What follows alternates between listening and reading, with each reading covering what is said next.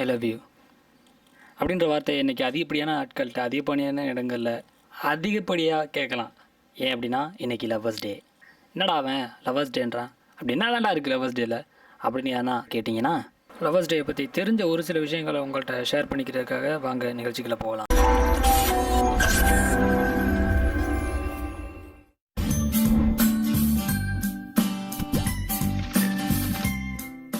Lovers day அப்போ எல்லாருமே propose பண்ணிக்கிறாங்க, பூ கொடுத்துக்கிறாங்க.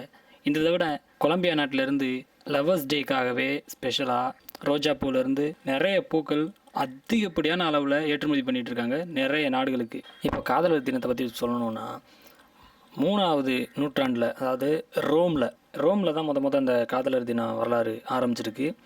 காரணம் என்னென்னா 3ஆம் நூற்றாண்டில் கிளாடியஸ் அப்படின்ற ஒரு 2ஆம் கிளாடியஸ்ன்ற ஒரு பேரரசர் இருந்தாப்புல.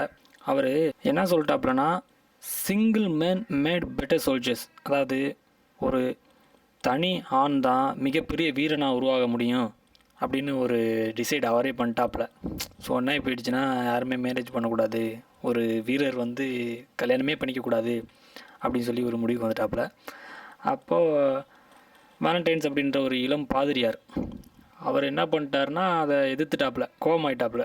ரொம்ப கோபமாகி, என்னப்பா நீ இளைஞர்கள் எல்லாம் காதலிக்கக்கூடாதுன்னு சொல்லிட்ட, கல்யாணம் பண்ணிக்கக்கூடாதுன்னு சொல்லிட்ட, என்னப்பா நீ இப்படின்ற மாதிரி ஆகி கடைசியில், அதாவது இந்த ரகசியமாக கிளாடியஸுக்கு எதிராக எல்லா காதலர்களுக்கும் தொடர்ந்து கல்யாணத்தை பண்ணி வச்சிட்டாப்புல.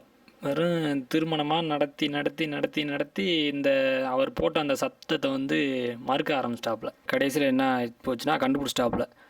என்னையா ஏதோ பண்ணுறாங்க, என்ன பண்ணுறாங்கன்னு தெரிய மாட்டேங்குது, நம்ம மேலே மறுப்பு தெரிவிக்கிறாங்க அப்படின்றத கண்டுபிடிச்சி ஒருத்தனையாக பிடிச்சி போட ஆரம்பிச்சிட்டான் தூக்கில். அப்போ என்ன ஆயிடுச்சுன்னா, வேலண்டைன்ஸை ஃபஸ்ட்டு சிறையில் போட்டுருந்துருக்காப்புல. சிறையில் போட்டிருந்த காலத்தில் அந்த ஜெயிலர் இருக்காப்புல, அவரோட டாட்டரை, அவரோட பொண்ணை இந்த விசிட் பண்ணுற டைமில் லவ் பண்ணிட்டாப்புல. அவர் கொல்றதுக்கு முன்னாடி, தூக்கில் போடுறதுக்கு முன்னாடி அந்த பொண்ணுக்கு இவர் ஒரு லெட்ரு எழுதி சைன் பண்ணியிருக்காரு, ஃப்ரம் யுவர் வேலண்டைன் அப்படின்னு சொல்லி. அதாவது என்னென்னா, an expression we still use today, அதாவது நம்ம இன்னமுமே அந்த கிபி 270 பிப்ரவரி 14 அப்போ தான் அந்த காதலர் தூக்கில் இடப்பட்டார்.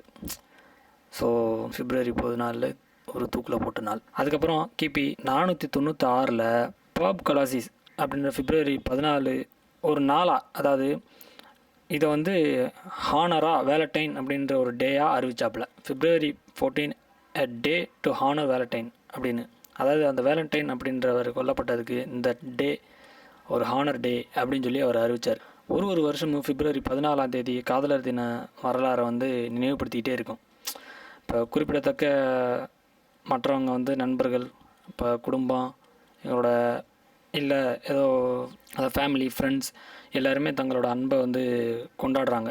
ஆயிரக்கணக்கான ஆண்டுகளாக பிப்ரவரி ஃபெர்டிலிட்டி ஃபெஸ்டிவல் செலிப்ரேஷன் அப்படின்னு, அதாவது for thousands of years the middle of February has been a time for fertility festival celebrations. பல நூற்றாண்டுகளாக மலர்கள் கருவுறுதலுக்கு, காதல், திருமணம் இதுக்கெல்லாம் இந்த பிப்ரவரி நடுப்பகுதியாக கொண்டாடப்படுது. அதாவது ஒரு காலமாகவே இருந்து வருது. அதுக்கப்புறம் 18ஆம் நூற்றாண்டில் ஸ்வீடனில் 2ஆம் சார்லஸ் அப்படின்றவர் வேலண்டைன்ஸ் டே ரொம்ப மிகப்பெரிய ஹாலிடே, ஃப்ளவர்ஸை சென்ட் பண்ணுறதுக்கு அப்படின்னு சொல்லி ஒரு இதை அறிவிக்கிறாங்க. 18ஆம் நூற்றாண்டில் ஸ்வீடனில் 2ஆம் சார்லஸ் அறிமுகப்படுத்துது. ஒவ்வொரு மலருக்கும் ஒரு குறிப்பிட்ட பொருள் இணைக்கப்படுது. அதனால் பூக்கள் மட்டுமே பயன்படுத்தி ஒரு உரையாடல் கண்டிப்பாக சாத்தியமானது அப்படின்னு சொல்லி அவர் சொல்லிக்காப்புல. இன்றைக்கி மக்கள் சிறப்பு சந்தர்ப்பங்களில் தொடர்ந்து மலர்களை அனுப்பிட்டே இருக்காங்க. அப்படின்னா அன்பு மற்றும் உணர்வுகளை வெளிப்படுத்துவோம்ல, அந்த இதுக்காக எப்படின்னா பூக்களை யூஸ் பண்ணுறாங்க. இப்போ ரோஜா பூ அப்படின்னு பார்க்க போனால், ரோஜா அப்படின்றது பாரம்பரிய காதலர் தின மலர். ஏன்னா இது காதல் அன்பை குறிக்குது. ரோஜாக்கள் குறிப்பாக சிவப்பு அண்டு இளஞ்சிவப்பு, அந்த ரோஜாக்கள் காதலர் தினத்துக்கு ரொம்பவே விருப்பமாக எல்லோரும் வாங்குவாங்க. ஏன்னா ரோஜா பூ விக்டோரியா காலத்திலருந்தே அவங்களோட அன்பு அடையாளங்களில் இருந்தே யூஸ் பண்ணிகிட்ருக்காங்க. பூக்கள் ஏற்றுமதியை பற்றி சொல்லிக்கிருந்தோம். கொலம்பியாவில் 20,000 ஏக்கர்ஸ் ஆஃப் ரோசஸ், அதாவது டோட்டலாக $1.9 பில்லியன், அதாவது 75% யுனைடெட் ஸ்டேட்ஸுக்கு, அமெரிக்காவுக்கு ஃப்ளவர்ஸ் எக்ஸ்போர்ட் பண்ணியிருக்காங்க because of this lovers day. அதாவது இந்த வருஷம் 2020 வேலண்டைன்ஸ் டேன்றது பூக்களோட மார்க்கெட்டிங் இண்டஸ்ட்ரியில் மிகப்பெரிய ஒரு சாதனையை படைச்சிருக்கு. ஏன்னா 500 மில்லியன் ஃப்ளவர்ஸ் நார்த் அமெரிக்காவில் மட்டுமே அரைவ் ஆயிருக்கு because of celebrating February 14th. இந்த வேலண்டைன்ஸ் டேயை பொறுத்த மட்டும் இதுக்கு நடந்த பர்ச்சேசிங்கை வச்சு பார்த்தோம் அப்படின்னா இதுக்கு என்னென்ன ஷாப்பிங் பண்ணுறாங்க அப்படின்னு பார்த்தீங்கன்னா கேண்டி 52%, அதாவது 2.4 பில்லியன் US$. அடுத்து greeting card 43%, 1.3 billion US$. Evening out 34%, 4.3 billion US$. Flowers 37% பூக்கள் 2.3 பில்லியன் US$. அடுத்து ஜுவல்லரி 21%, 5.8 பில்லியன் US$. அதாவது நிறைய பீப்புள்ஸ் வந்து என்ன பண்ணுறாங்கன்னா லெஸ் எக்ஸ்பென்சிவ் கிஃப்ட்ஸ், அதாவது கம்மியான விலையில் எதனா கிஃப்ட் கிடைக்குமா அப்படின்றத பார்த்து வாங்குறாங்க. அது போக சொன்னதில் என்ன தப்பு இருந்துச்சுன்னா இன்டிமேட் பண்ணுங்கள். இந்த வேலண்டைன்ஸ் டே பற்றி உங்களுக்கு தெரிஞ்ச விஷயங்களை கமெண்ட் பண்ணுங்கள். இந்த வீடியோ பிடிச்சிருந்தா லைக் பண்ணுங்கள், பிடிக்கலனா டிஸ்லைக் பண்ணுங்கள், ஷேர் பண்ணுங்கள், சப்ஸ்கிரைப் பண்ணிடுங்க, பக்கத்தில் இருக்க பெல் ஐக்கானையும் ப்ரெஸ் பண்ணிடுங்க ஃபார் ஃபர்தர் நோட்டிஃபிகேஷன்.